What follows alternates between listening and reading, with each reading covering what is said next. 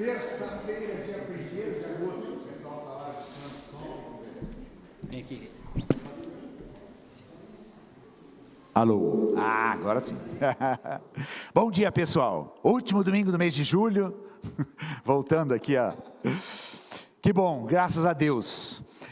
Nós estamos nesse mês de julho falando sobre Salmos. E hoje nós vamos vamos meditar no último dos salmos que foram escolhidos. Mas antes eu queria compartilhar com vocês o que foi essa semana que passou, né? Nós tivemos aí a semana do avivamento, tanto em Curitiba como em Almirante Tamandaré. E foi maravilhoso, né? Ver a igreja reunida, celebrando o Senhor. Eu tive a oportunidade de participar de 4 celebrações nessa semana. Nós participamos de 3 aqui em Almirante Tamandaré e 1 em Curitiba. Então é muito bom ver a igreja de Jesus Cristo sendo incendiada, né, por essa presença maravilhosa do Espírito Santo. E eu espero que esse fogo que está pegando aqui nas igrejas de Almirante Tamandaré possa nos alcançar também, né? Este fogo é um fogo amigo, né? É um fogo bom que nos aquece, né? Que nos envolve. E ontem nós estivemos ali com um grupo bem bacana aí da Manaim, na comunidade Juntos pelo Reino.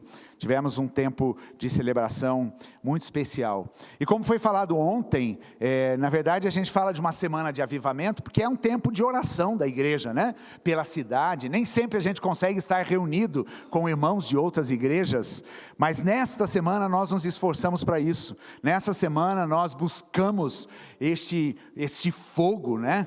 Este avivamento. O que é avivar? É trazer vida de novo, é uma renovação que vem do Espírito de Deus. E Abacuque, ele ora assim, né? Abacuque diz: Senhor, aviva a tua obra em nós. E essa tem que ser a oração da igreja, né? Nós não podemos deixar que as questões da nossa vida e da nossa realidade possam arrefecer, possam apagar este fogo do Espírito Santo na nossa vida. E nos foi muito bem lembrado que nós temos uma missão como igreja na cidade. Nós temos um compromisso com esta cidade para abençoar este lugar. E por todos os lugares por onde a gente passar, nós somos agentes do reino de Deus, levando esta presença bendita do Senhor. Então, graças a Deus, iniciamos agora uma nova semana e já vou então dar aqui, fazer uma convocação para a igreja, porque a próxima quinta-feira será a primeira quinta-feira do mês. O que acontece na primeira quinta-feira do mês? Vigília, muito bem, né?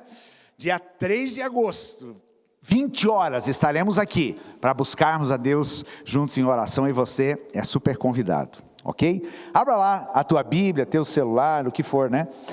No Salmo de número 115, Salmo de número 115,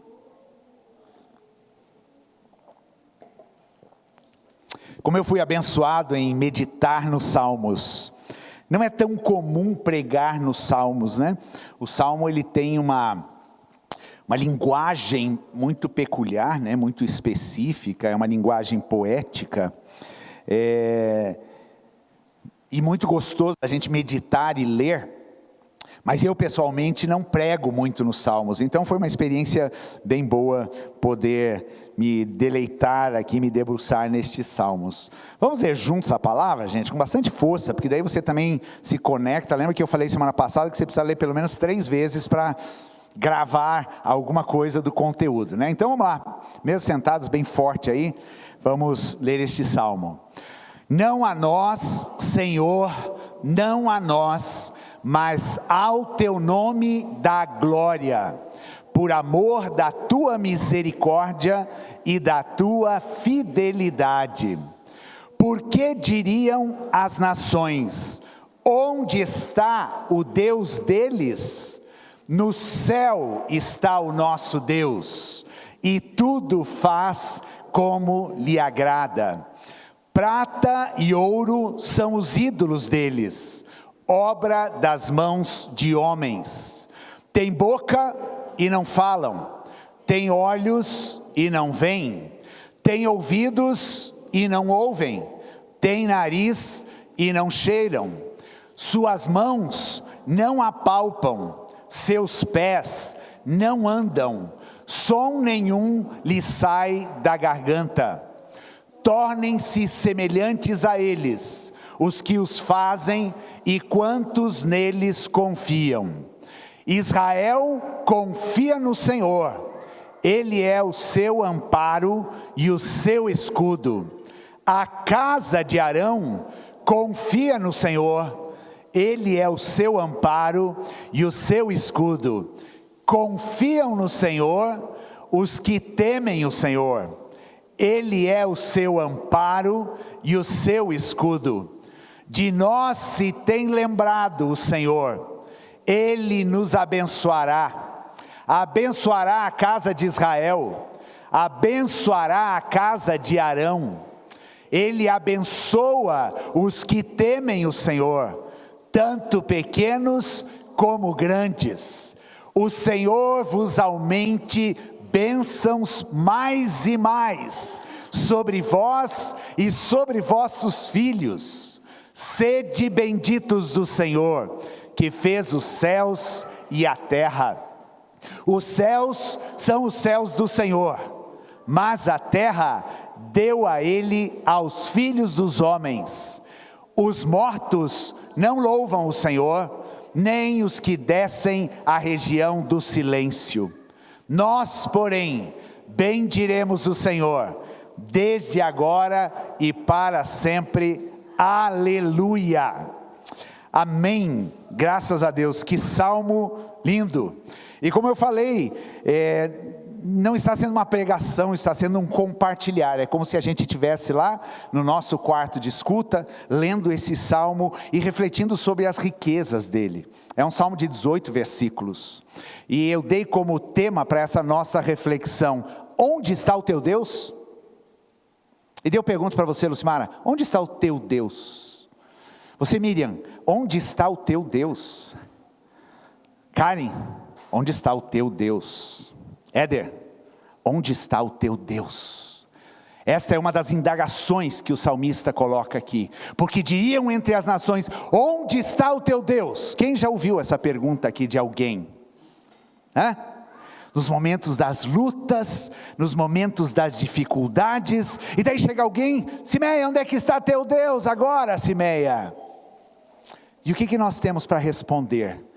Este salmo responde: aonde está o Deus a quem nós servimos? E este salmo é um pequeno conjunto de salmos, que vai do 113 ao 118, e ele é chamado do pequeno Halel, ou do Halel egípcio. Halel é a origem da palavra aleluia, louvor, glória a Deus, né? E estes salmos, do 113 ao 118, eram salmos que eram cantados na festa da Páscoa. São salmos que falam sobre a salvação. O salmo anterior ali, o salmo 114, ele vai falar das maravilhas que Deus fez no Egito, e como Deus libertou aquele povo do Egito, diante de tantos deuses, e de tanta opressão, e de tanta escravidão, como Deus se manifestou com poder. É um salmo de adoração, e adoração é reconhecer quem Deus é. Repete isso comigo: adoração é reconhecer quem Deus é. Este é um salmo de adoração, onde o salmista reconhece quem Deus é.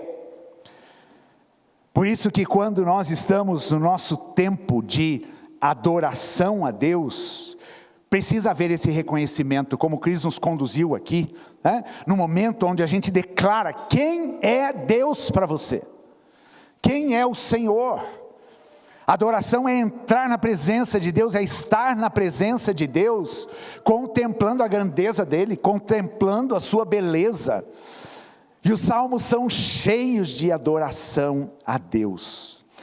A adoração nos conecta ao nosso Criador. Gente, como é maravilhoso isso, porque nós podemos adorar como igreja, como corpo de Cristo. Ontem nós estávamos num lugar onde talvez estávamos ali 200 pessoas, alguma coisa assim, um pouco mais, né? Pessoas de várias igrejas adorando o Senhor juntos.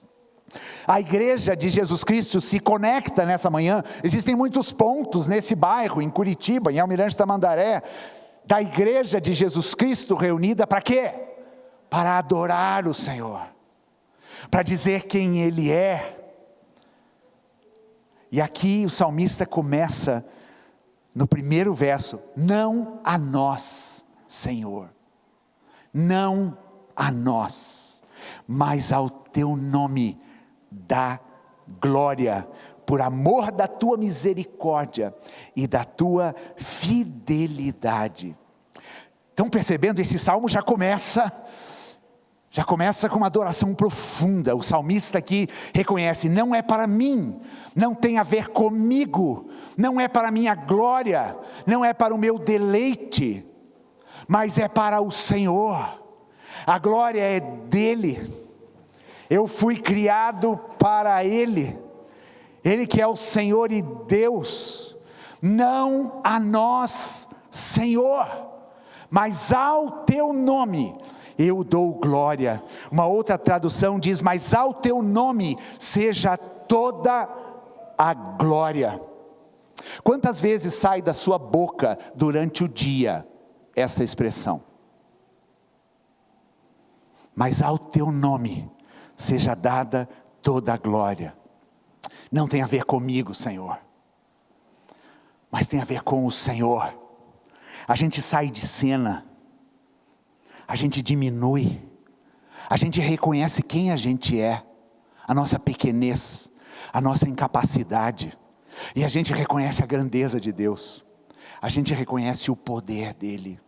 Esse salmo já começa com uma afirmação tão profunda, tão tremenda, tão enfática, tão forte: não a nós. Vamos repetir isso? Não a nós, Senhor. Vamos lá, força. Não a nós, Senhor. Mais uma vez. Não a nós, Senhor, mas ao teu nome dá glória. Esse é o bom exercício para a gente aprender a ser humilde. O homem gosta de roubar a glória de Deus, não gosta? Gosta ou não gosta? Oh, como o homem gosta de ficar no holofote, como ele gosta de crescer. Mas o salmista aqui está nos convidando neste salmo de adoração. O pecado levou o homem a buscar a glória para si mesmo. Nós somos cheios disso. Nós somos cheios de querer ouvir os aplausos, os elogios, os agradecimentos. E não há nenhum mal nisso. O problema é como eu recebo isso no meu coração. Existe um provérbio que diz que o homem é provado pelos elogios que ele recebe, e não pelas críticas. Porque quando algo vem de Deus para mim, um elogio, uma gratidão, o que eu tenho que fazer? A ti a glória. A glória do Senhor não é minha. Eu não quero ficar com nada que seja do Senhor. E Ele é digno de receber toda a glória e todo louvor. Ontem eu conversava com o Emerson no nosso discipulado. Falamos muita coisa que tem a ver com este salmo aqui. Mas nós falávamos que nós fomos criados para dar glória a Deus. Você sabia disso? Você foi criada para dar glória a Deus. Viu, meninos? Vocês foram criados para dar glória a Deus.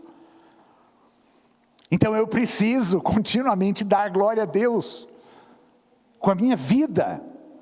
Porque quando eu reconheço essa grandeza e esse poder de Deus, e eu me conecto com Ele por meio disso, eu reconheço quem Ele é e eu entendo quem eu sou.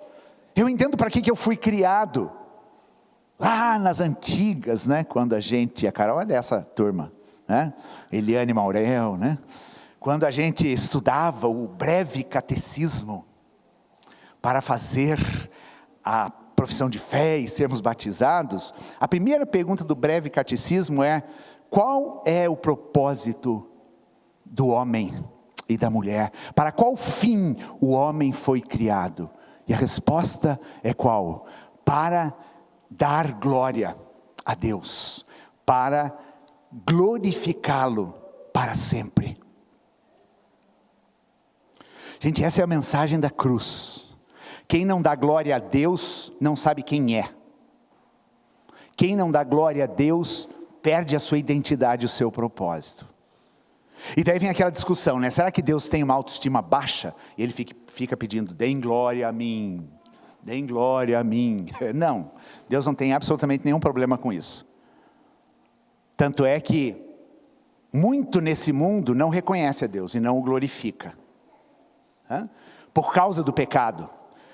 Porque o pecado, ele pegou exatamente neste ponto. No ponto onde nós nos manifestamos como seres tão vis, tão maus. O pecado tocou naquele ponto assim, se você experimentar desta frutinha, você vai ficar igual a Deus. Deus diz para você não comer aqui, porque Ele não quer nenhuma competição, né? Ele não quer que ninguém seja igual a Ele. Essa foi a tentação, e é todo dia da nossa vida. Toda vez que eu não reconheço Deus na minha vida, e que eu aceito a oferta do pecado, eu estou dizendo, ok, eu sou Deus. E tem alguns que têm coragem até de afirmar isso, né? Mas nós fomos criados para glorificar a Deus, e no Salmo ele vai continuar falando sobre isso. Lá em Romanos capítulo 11, no finalzinho de Romanos 11, do capítulo 11, Paulo entra numa oração de gratidão, de louvor a Deus, um cântico maravilhoso, né, onde ele começa a dizer, profundidade das riquezas, tanto do conhecimento e da sabedoria de Deus, e ali ele vai discorrendo, e o último verso do capítulo, ele diz assim, porque dele, e por meio dele, e para ele, são todas as coisas, a ele, pois, a glória eternamente, amém. Que afirmação poderosa, e esta é a afirmação que precisa estar nos meus lábios continuamente. Se você é abençoado, é próspero, se você vê teus caminhos desembaraçados, se você recebe uma resposta da sua oração, se você é agraciado pelo poder de Deus, você tem que dizer, porque dele, por ele e para ele são todas as coisas. A ele seja a glória eternamente, amém. Se você passa pelas lutas, se você tem privações, se você passa por provações, se você tem os teus enfrentamentos, você deve dizer, porque por ele e para ele são todas as coisas. A Ele seja a glória eternamente, amém. Paulo entendeu muito bem isso. Por isso que Paulo fala umas coisas tão loucas, né, nos seus escritos. Como assim? Sabemos, porém, que todas as coisas cooperam para o bem dos que amam a Deus, né, Lu? A Ele a glória.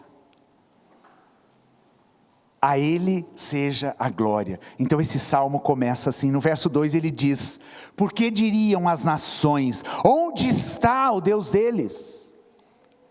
Onde está o teu Deus? Quando nós glorificamos a Deus, as pessoas nos veem glorificando a Deus, né? E quando as pessoas nos veem glorificando a Deus, quando as vitórias acontecem, elas ficam assim, olha só, Deus fez por ele, né? E mesmo que às vezes com o nariz meio torcido, mas reconhece Deus. Agora, e quando nós glorificamos a Deus? Quando as circunstâncias não estão bem. Quando nós estamos no meio de uma enfermidade. Quando nós estamos passando por uma luta, mas a gente dá glória a Deus. Daí se levanta o ímpio do teu lado, no teu trabalho, talvez até na tua casa, e diz assim, onde está o teu Deus? Onde está o teu Deus? E o próprio salmista responde, no céu está o nosso Deus, e tudo faz como lhe agrada. Nós precisamos ter isso no nosso lábio. Quando as pessoas questionam aonde está o nosso Deus no meio da circunstância. E as perguntas clássicas, né? Daqueles que não conhecem a Deus. Aonde está Deus no caos deste mundo que a gente está vivendo? E o salmista nos ajuda a responder aqui: no céu está o nosso Deus. E Ele reina soberanamente. E esse Deus é um Deus que tem poder para transformar aquele que crê. E aquele que o busca. Nós precisamos guardar no nosso coração, para não sermos atacados com essas perguntas. Onde está o teu Deus? Agora que a empresa está indo mal. Agora que os recursos não vêm. Agora que você está passando uma luta com seu filho. Onde está o teu Deus? E esta voz, ela é a voz do próprio diabo. É ou não é? Questionando. Vai dar glória ao teu Deus agora? Vai glorificar este Deus neste momento? E daí você tem que fazer o quê? Você tem que se intimidar? Não, você tem que falar a Ele toda a glória. A Ele toda a glória. E daí ele diz aqui: no céu está o nosso Deus e tudo faz como lhe agrada. Essa é a resposta, meu querido. Você está passando a tua luta? Deus faz as coisas como lhe agrada. E muitas vezes as lutas, elas vão nos servir como uma alavanca para eu crescer e para eu conhecer coisas profundas de Deus. Em todas as lutas que eu enfrentei na minha vida, nenhuma delas foi em vão. Nenhuma delas foi sem propósito. Todas elas me fizeram conhecer um Deus que eu ainda não conhecia. Todas elas me levaram para perto de Deus. Porque no céu está o meu Deus, sentado sobre a redondeza da terra, governando soberanamente, dando ordem para todas as estrelas, para todos os planetas, para o universo, para a natureza, para o sol nascer, para a lua aparecer. E tendo os reis e o coração dos reis na sua mão, diz a Bíblia. Ninguém se levanta no poder, ou cai do poder, sem que a vontade de Deus seja manifestada. Este é o Deus que eu creio. Este é o Deus que governa uma história, não somente a minha, mas governa a história da humanidade, a história das nações. E Ele faz tudo como lhe agrada. Gente, Deus não tem problema de estima, né? Quando Ele começa a ouvir: mas Deus, você vai fazer isso? Você vai deixar o teu povo ir para o exílio? Porque este é um salmo pós-exílico.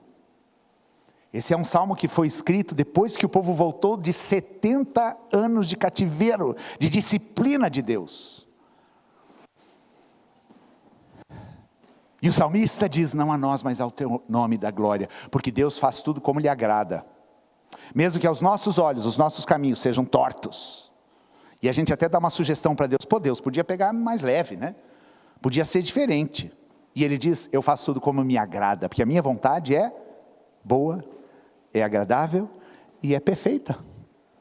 E daí eu me lembrei de um texto lá de Apocalipse, capítulo 4, verso 11, que diz assim, é uma adoração ao Cordeiro aqui, né, a Jesus Cristo, e diz: tu és digno, Senhor e Deus nosso, de receber a glória, a honra e o poder, porque todas as coisas tu criaste, todas as coisas. Olha para o lado aí, gente, olha para essa natureza maravilhosa. Todas as coisas foram criadas pelo Senhor. E Ele continua dizendo: sim, por causa da tua vontade, vieram a existir e foram criadas. Agora olha para o lado. Está enxergando uma criação de Deus aí do teu lado? Olha aí, olha que bonito.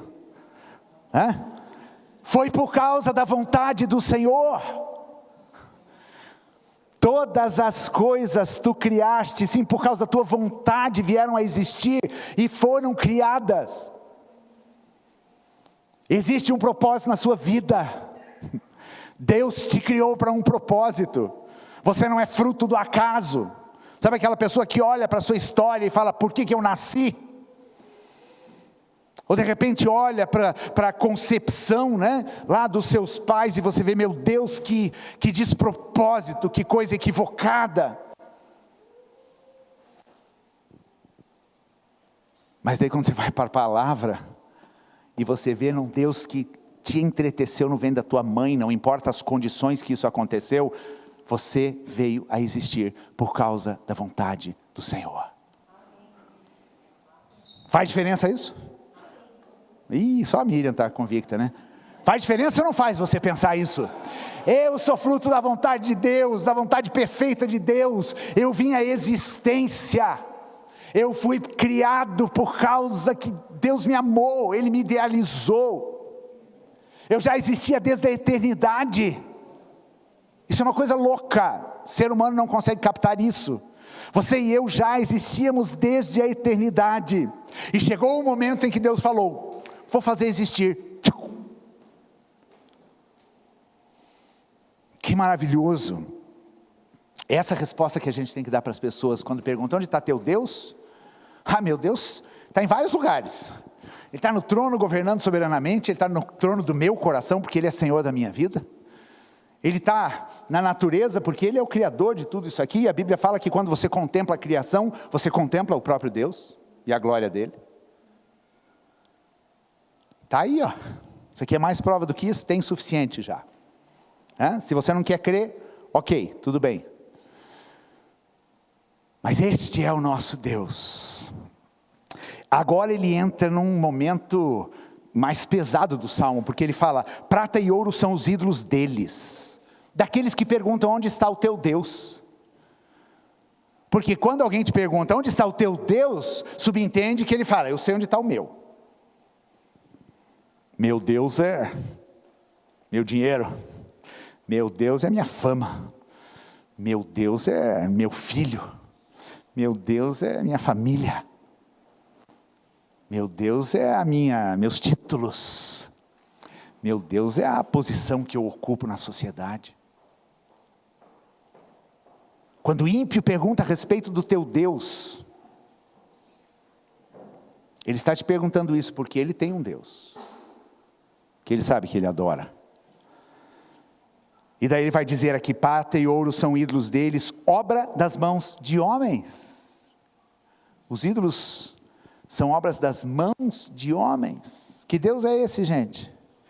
Que poder tem este Deus, este ídolo que se levanta no coração? E daí ele começa: tem boca e não falam, tem olhos e não veem, tem ouvidos e não ouvem, tem nariz e não cheiram. Oi? Para que adorar um Deus desse? E por que ele está falando isso? Ele está falando isso porque ele está falando de uma idolatria que entra no coração do homem por causa do pecado. A partir do momento que eu disse: Deus, eu não preciso de você, eu vou criar um outro Deus para adorar. Conversava com o Emerson ontem. O homem, ele foi criado para adoração, para se prostrar diante de alguém. Se o homem não se prostra a Deus e não glorifica a Deus, ele vai se prostrar diante de outros deuses. E quando você pensa no panteão, né, dos deuses hoje, você vai na Índia, por exemplo, né? Eu estive no Nepal 2 vezes e eu choquei com a idolatria naquele país. São milhares e milhares de deuses que são adorados. E cada um escolhe o seu, né? Tem para todo gosto. E aqueles deuses estão aqui no coração, porque daí eu vou adorar aquele Deus que me é conveniente.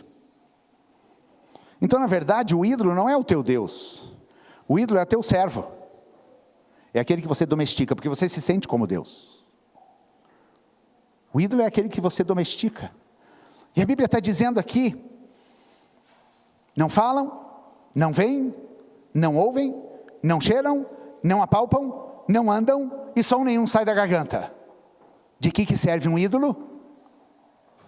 De nada, de engano. E aqui a gente não está falando simplesmente de se prostrar diante de uma estátua, diante de uma imagem de escultura. Há tantas coisas que podem ocupar o coração do homem com idolatria.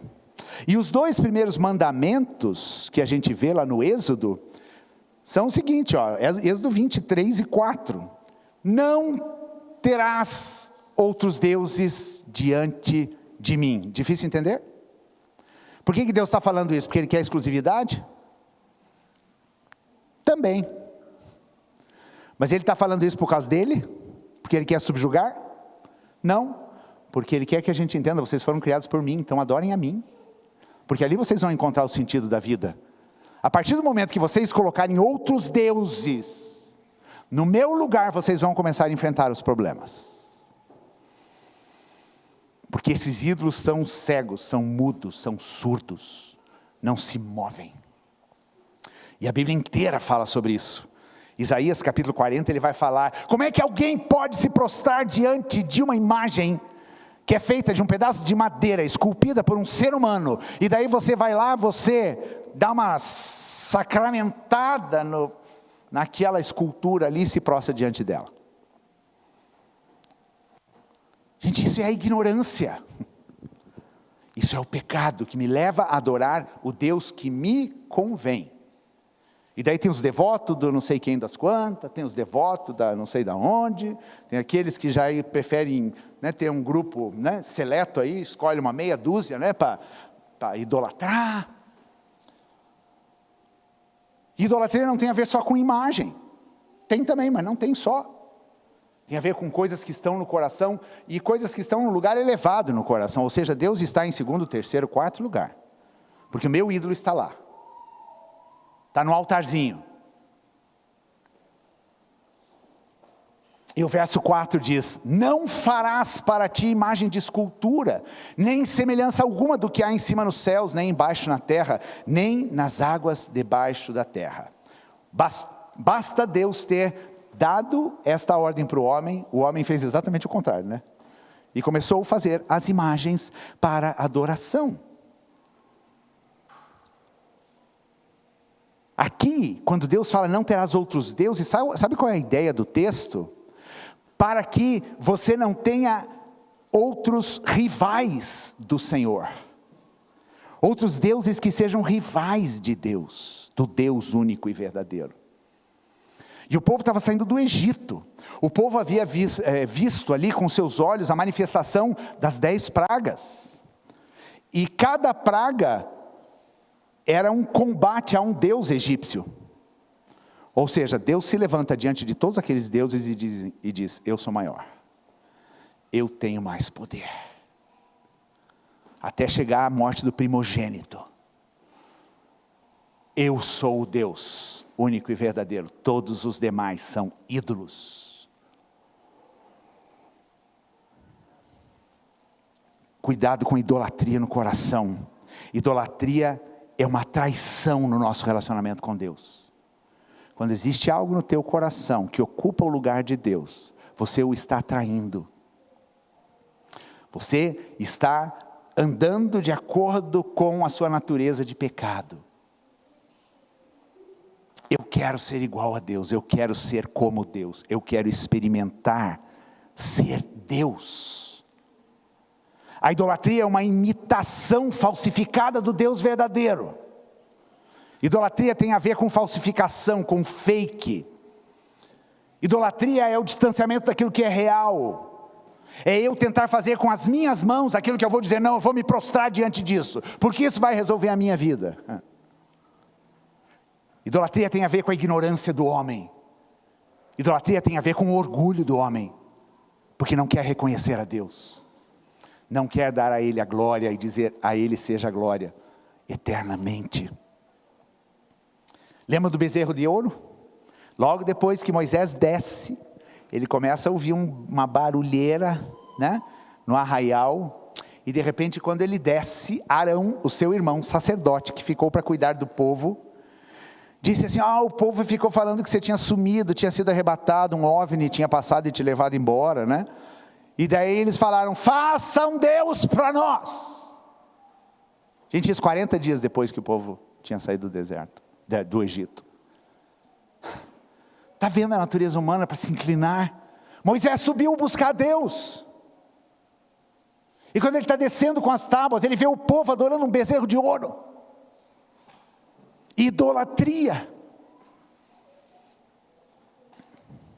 Timothy Keller, um teólogo contemporâneo que faleceu esse ano, ele diz o seguinte, o coração do homem é uma fábrica de ídolos.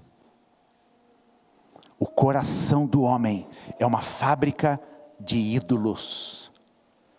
Por isso que a gente precisa guardar e vigiar o coração. Por isso que todos os dias nós precisamos declarar, Senhor, você ocupa o primeiro lugar na minha vida e nada mais. Neste altar aqui, somente uma pessoa reina, e essa pessoa é o Senhor.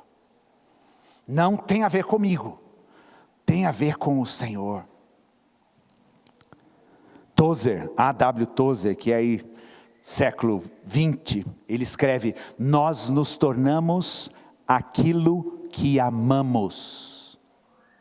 Porque no final desses versos, no verso 8 ele diz: tornem-se semelhante a eles os que os fazem e quantos neles confiam. Você está pensando na seriedade disso aqui? Quando você se prostra diante de um ídolo, você se torna igual a ele. Isso é uma realidade espiritual muito forte. Quando você se prostra diante de qualquer ídolo que seja, que você levante no seu coração, você se torna semelhante a este ídolo. E enquanto isso, nós vemos que Deus, no plano da redenção, quando Deus enviou Jesus Cristo, Ele tinha como propósito, como intenção o quê? Nos tornar semelhantes a Cristo. Gente, o diabo não tem criatividade nenhuma naquilo que ele faz. Aquilo que Deus faz, o diabo copia. Assim como Deus fala: glorifiquem a mim, se tornem semelhantes ao meu filho, porque o meu filho ocupa o primeiro lugar no coração de vocês. O diabo fala: se prostra diante do ídolo, e você vai se tornar semelhante a ele. Como isso é claro na vida das pessoas, no caminhar das pessoas. E isso pode atingir o cristão? É lógico que pode. A qualquer momento eu posso levantar um ídolo no meu coração. Mas eu preciso ter a consciência que eu me torno igual a ele. Eu me torno semelhante a ele. E como que é o ídolo aqui? Não ouve, não vê, não fala, não apalpa e não anda. Eu me torno igual ao ídolo que eu sirvo. Mas se eu levanto no meu coração a glória de Deus e coloco Jesus no lugar onde Ele deve estar, e no discipulado eu sempre compartilho: Jesus não divide o trono com ninguém, porque às vezes a gente quer ficar abraçadinho com Jesus assim, né? No trono. E esta não é uma possibilidade. Ou Jesus é Senhor de tudo na sua vida, e ocupa o primeiro lugar, e tem toda a glória, ou Ele não é Senhor de nada. Porque muitas vezes nós nos colocamos no lugar da idolatria. E lá em Romanos capítulo 8, verso 29, o apóstolo Paulo também tem entendimento disso. Olha o que ele fala: porquanto aos que de antemão conheceu, também os predestinou para serem conformes à imagem de seu Filho, a fim de que ele seja o primogênito entre muitos irmãos. Esse é o propósito de vida nosso. Um cristão que não entende que o caminhar dele precisa torná-lo cada dia mais semelhante a Jesus, não entende cristianismo. Se a tua vida está há 10 anos do mesmo jeito, você batendo ponto em culto, em célula ou em que for, mas você não vir a imagem de Cristo sendo projetada na tua vida, tem alguma coisa errada nessa história. Porque esse é o propósito, essa é a intenção. Enquanto aqueles que se prostram diante dos ídolos se tornam semelhantes a eles, nós que nos prostramos diante de Cristo e o reconhecemos como Senhor, nos tornamos parecidos com Jesus. E esse é o objetivo da nossa vida. Ainda em 2 Coríntios 3,18, o apóstolo Paulo fala de novo sobre isso. E ele diz: e todos nós, aqueles que cremos, com o rosto desvendado, contemplando como por espelho a glória do Senhor, somos transformados de glória em glória, na sua própria imagem, como pelo Senhor o Espírito. Esta é a dinâmica da vida com o Senhor. Um ídolo não anda, mas aquele que está em Cristo está em movimento, está sendo transformado, a própria imagem do Senhor Jesus. A raiz de toda maldade é que nos leva à idolatria, porque é quando a gente quer se tornar igual a Deus. E Kierkegaard, ele fala o seguinte: já que eu não posso ser como Deus, eu vou fazer Deus ser como eu.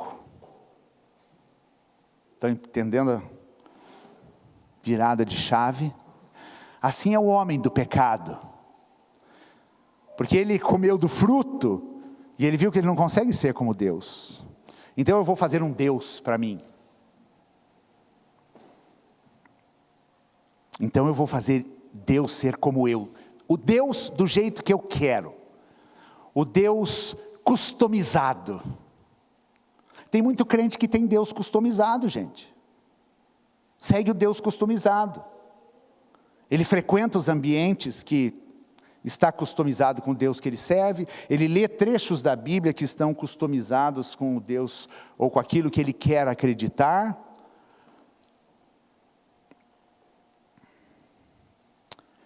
Cuidado, o ídolo é uma rejeição da grandiosidade de Deus. O ídolo no meu coração significa: eu não quero dar glória a Deus. E com isso eu sou desconectado, eu perco a fonte de vida. E a idolatria, ela massifica. Já viram ídolos de banda de rock, de cantor, de quem quer que seja? É massificado, é aquela multidão, todo mundo falando do mesmo jeito, vestindo a mesma roupa, se matando por uma mesma pessoa, ou por um mesmo ídolo a qual ele quer servir. A idolatria não tem consciência, a idolatria leva todo mundo junto, sem nem entender o que está governando a minha vida. A rejeição a Deus, a idolatria faz com que o ser humano entre num processo de destruição, um processo desastroso de destruição e de afastamento. Mas aí no verso 9, ele diz: Israel confia no Senhor, enquanto o ímpio confia nos seus ídolos. Israel, Manaim, Reinaldo, confia no Senhor. Ele é o seu amparo e o seu escudo. A casa de Arão confia no Senhor. Ele é o seu amparo e escudo. Confiam no Senhor os que temem o Senhor. Ele é o seu amparo e escudo. E aqui ele repete várias vezes essa frase. E ele repete 4 vezes esta palavra: confia. Confia. Aquele que reconhece a Deus confia. É melhor eu confiar num Deus que pode mudar a minha sorte, um Deus que me fez, um Deus que tem um plano, um projeto para a minha vida, do que eu confiar em um ídolo, que não abre a boca para me dizer qual rumo eu tenho que tomar na minha vida. É melhor confiar em Deus, e isso me mostra em como eu devo lidar com a vida. Você precisa confiar em alguém ou em algo. E nós sempre nos movemos porque nós acreditamos. Vai falar com qualquer pessoa que segue qualquer religião, ela confia naquilo, ela acredita, ela coloca o seu coração naquilo. Quanto mais nós que estamos vivendo este relacionamento com Deus único e verdadeiro, eu confio, eu creio. Então quando eu dou glória a Deus, eu estou dizendo: Senhor, eu confio em Ti. Quando as pessoas me perguntam: onde está o teu Deus? Eu digo: Senhor, a minha confiança está em Ti. As coisas podem estar ruins, aos meus olhos pode estar tudo bagunçado na minha vida, mas a minha confiança está no Senhor. É em Ti em quem eu deposito a minha confiança. Como a gente deve lidar com a vida? Confiando. Confia no Senhor, meu irmão. Confia em Deus. Dá glória a Ele e confia. Dá glória pela fé. E fé tem a ver com confiança. Confiar tem a ver com fé, a mesma raiz. Aquele que tem fé confia. Lance a sua vida diante do Senhor. E por que eu devo confiar? Daí ele vai continuar: porque Deus me abençoa. Olha como diz o verso 12: de nós se tem lembrado o Senhor. Olha que linda essa expressão. O Senhor tem lembrado de nós. Ficamos 70 anos no cativeiro, merecíamos aquilo. Passamos por tempos difíceis, merecíamos passar pelos momentos de provação. Mas o Senhor tem lembrado de nós. Você já viveu algum momento na tua caminhada cristã, aonde Deus reteve todas as bênçãos da tua vida? E você ficou sem nenhuma? Duvido. Deus se lembra de você até quando você não se lembra dele. Deus tem lembrado de você. Às vezes você vive uma tragédia, uma luta, mas logo à frente, esse Deus amoroso, esse Deus em quem nós confiamos, com quem nós estamos conectados, como um pai de amor, Ele fala, deixa eu fazer um mimo para esse meu filhinho, tadinho. É ou não é? Passa pela luta, né, Miriam? Você enfrenta uma batalha, mas de repente você é tão agraciado com algo tão precioso do Senhor. Porque Deus ama abençoar. E daí ele continua dizendo, Ele nos abençoará, porque Ele lembra de você. Ele lembra das suas orações. Ele lembra daquilo que você está pedindo para Ele, e Ele vai te abençoar. Não é uma possibilidade, Ele vai fazer isto. Porque isso tem a ver com a natureza de Deus. Ele abençoará a casa de Israel, Ele abençoará a casa de Arão, Ele vai abençoar todos os que temem o Senhor. Ele vai abençoar todos aqueles que dão glória a Ele. Estão vendo? Esse é o bônus, gente. Esse é o bônus de reconhecer o Senhor. Não significa que você não vai ter mais problemas na sua vida, mas o Senhor vai te abençoar. E quanto mais você confia, mais Ele abençoa. Quanto mais você o reconhece e dá glória a Ele, mais as comportas do céu se abrem em bênção sem medida sobre a sua vida. Porque Deus é um Deus abençoador. E o ídolo faz o quê? Nada. Porque ele não fala, porque ele não ouve, porque ele não vê. E essa é a postura que nós precisamos ter neste mundo, de uma confiança esperançosa diante do futuro.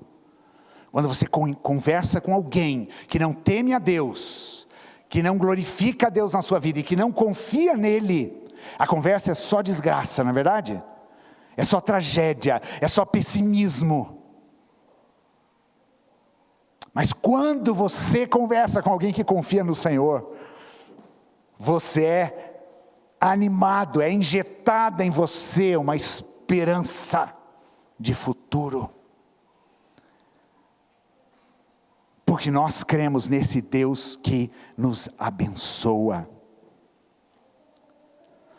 Verso 14, o Senhor vos aumente bênçãos mais e mais. Então não está suficiente simplesmente abençoar. O salmista está dizendo, o Senhor vai te abençoar e vai te abençoar mais e mais. Por quê? Porque Ele quer abençoar. Você só precisa confiar nele. E reconhecê-lo e dar glória a Ele. E Ele vai te abençoar em abundância. E não vai abençoar somente você, Ele vai abençoar os teus filhos. No 15 ele fala, sede benditos do Senhor que fez os céus e a terra. O Deus que te criou, o Deus que governa todas as coisas, que não tem nada a ver com idolatria. Que Ele seja bendito. E daí ele entra na última estrofe do Salmo. Os céus são os céus do Senhor. Mais uma vez ele afirma. Onde está o teu Deus? Ele está nos céus, porque Ele é Senhor de todas as coisas. Tem alguma coisa mais alta do que o céu? Não esse céu que a gente vê aqui, né? A gente está falando de um céu que fica muito mais acima, aonde está o trono da glória de Deus. Existe algum lugar maior do que esse? Existe algum trono acima desse? Existe algum nome acima desse? E é isso que o salmista responde. Desculpa aí, meu querido, mas o meu Deus está nos céus dos céus. Os céus que Ele criou.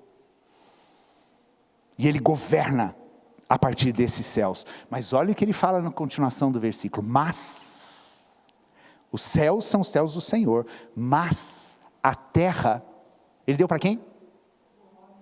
Para quem que Ele deu? Ele deu aos filhos dos homens. Está pensando nisso?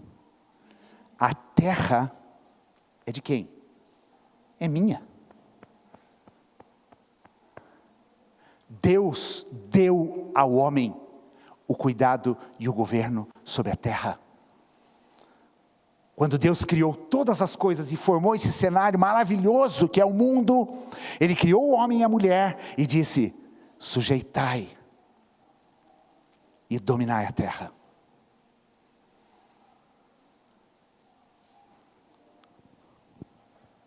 O que a gente tem que fazer neste mundo? Como igreja de Jesus Cristo que reconhece a Deus e dá glória a Ele, nós precisamos governar nesta terra. Nós precisamos clamar, sim. Ontem um pastor que estava pregando, ele disse que certa vez uma pessoa chegou para ele: ai pastor, eu não concordo com esse negócio de dizer que Almirante Tamandaré é de Jesus. Ah, é de quem então? Se a Bíblia fala que todas as coisas são dele, que Ele é o Criador e sustentador de todas as coisas, então é de quem? É do capeta? É do demônio? Sei lá de quem é a cidade? É óbvio que não, é do Senhor.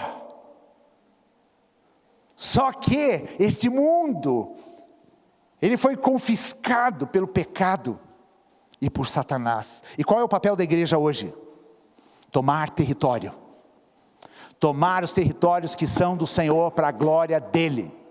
Tomar a cidade que é do Senhor e não é de ninguém mais. Tomar as pessoas que foram aprisionadas no pecado e que pertencem a Jesus. Por isso que Jesus fala sobre a igreja, e Ele fala, né, que as portas do inferno não vão prevalecer. Perdeu capeta. Perdeu o diabo. Ai pastor, não fale isso. Oh, como assim? Perdeu. Perdeu ou não perdeu, igreja? Perdeu para quem? Para mim? Não, ele perdeu para Jesus. Ele perdeu para Jesus, aquele que é nosso Senhor, aquele a quem nós damos toda a glória. Então isso precisa mudar, a forma como eu vivo nesse mundo, para não sermos fatalistas. O mundo é assim mesmo, é tudo um caos, tudo perdido, é um pecado prevalecendo. Não, a terra o Senhor deu aos filhos dos homens. E nós temos hoje compromisso de governarmos nesse mundo. Como homens e mulheres de Deus, a igreja foi deixada neste lugar para governar esta terra, para trazer o reino de Deus sobre essa terra. Ontem nós cantamos muitos cânticos que falam sobre reino, e eu estava pensando, existe algo importante nessa coisa, viu Cris, da enologia, né? Dos hinos que se escrevem, dos cânticos que se escrevem em determinados momentos da igreja, e hoje tem se cantado muito sobre reino de Deus, sobre reino de justiça vindo. E Deus já quero chamar o pessoal do louvor para vir aqui para frente, porque já são 12:00. Daí no 17 ele fala: os mortos não louvam o Senhor. E aqui ele quer dizer uma coisa muito simples: não espere terminar a sua vida e querer reinar na eternidade. Lá você não precisa disso, gente. Na eternidade está o Senhor, governando todas as coisas. Você precisa governar aqui. Você precisa louvar a Deus aqui. Você precisa viver para a glória dEle aqui. Você precisa responder a pergunta: onde está o seu Deus? Aqui. E daí ele encerra dizendo: nós, porém, bendiremos o Senhor, desde agora e para sempre, aleluia. Nós, porém, bendiremos o Senhor, desde agora e para sempre. Estão entendendo a segurança do salmista aqui? De quem é Deus para ele, de como ele enxerga o mundo e a sua idolatria. E eu queria compartilhar 3 aplicações aqui. E a primeira é: o que a gente espera de Deus quando a gente adora Ele? Você adora Ele porque Ele vai te dar um benefício? Você adora a Deus porque daí a tua oração tem um fluxo mais rápido? Por que você adora a Deus? Você adora a Deus por quem Ele é? Porque você foi criado por Ele? Porque Ele merece toda a glória, porque você sabe quem você é e você sabe quem é Deus, porque tem a ver com Ele, não tem a ver com você. A adoração verdadeira diz não a nós. Senhor, eu te adoro em qualquer circunstância, eu te adoro quando as respostas de oração vêm, quando as coisas estão bem, mas eu te adoro também no meio da luta, eu te adoro no meio das provações, eu te adoro quando eu não te vejo, mas eu sei que o Senhor está comigo. Eu te adoro quando o Senhor fica em silêncio. A segunda aplicação é em quem nós temos nos tornado. Semelhante a quem eu tenho me tornado? Semelhante a Jesus? As pessoas podem ver a glória de Deus na minha vida? Ou estou me tornando semelhante aos ídolos que eu levanto no meu coração? A gente tem se aprofundado no conhecimento de Deus. A gente tem caminhado, buscar ser a imagem do Senhor. Essa palavra tem regido a nossa vida. A gente tem vivido nesta palavra. E por fim, que testemunho eu tenho dado ao mundo da confiança que eu tenho nesse Deus? Quando o mundo me pergunta, onde está o seu Deus? Qual é a minha resposta? Qual é o meu testemunho de confiança? Mesmo que tudo conspire contra, eu vou ficar com mimimi e dizer, talvez, não sei. Tem crente assim, né? Ou eu vou dizer, o meu Deus está nos céus, e Ele faz tudo como lhe agrada. É Ele que está sentado lá. É Ele que está sentado aqui. É Ele que governa a minha vida. E eu vou continuar confiando. Fica em pé, vamos cantar essa canção.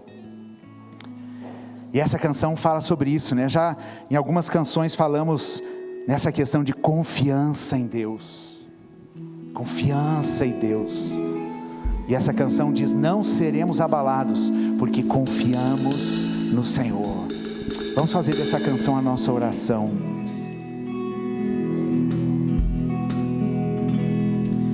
Declaramos, confiando em nosso Deus,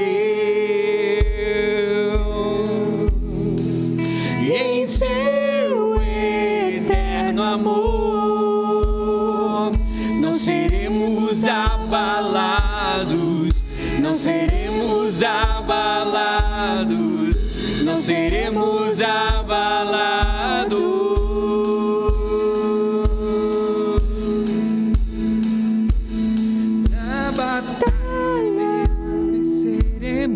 Em fé, se exércitos se erguerem contra nós, não seremos abalados, não seremos abalados, não seremos abalados.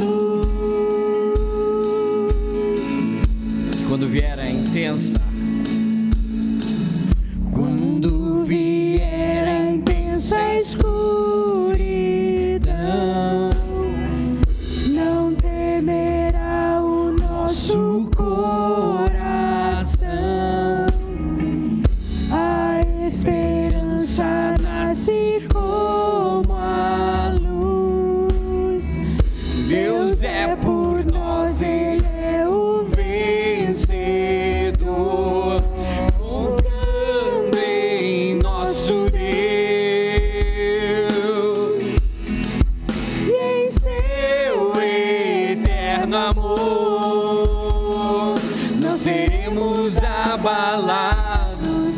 Não seremos abalados, não seremos abalados. Em quem confiamos?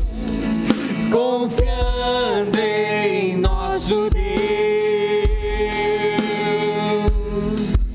em seu eterno amor, não seremos abalados, não seremos abalados, não seremos abalados.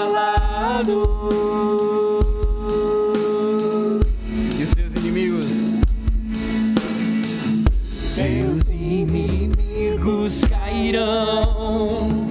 Nosso Deus é mais forte, tudo Ele pode. Mais alto nome não há. Jesus é grandioso, tudo Ele pode. Seus inimigos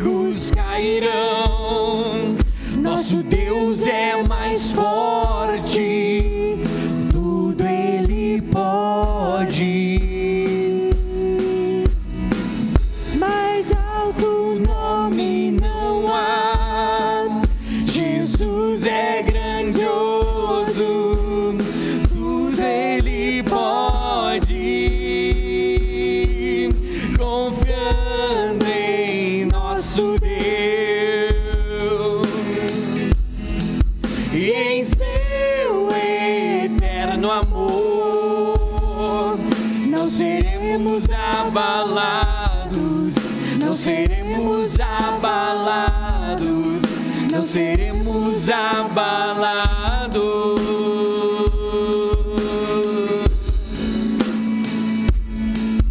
Confiando em nosso Deus e em seu eterno amor, não seremos abalados, não seremos abalados, não seremos abalados.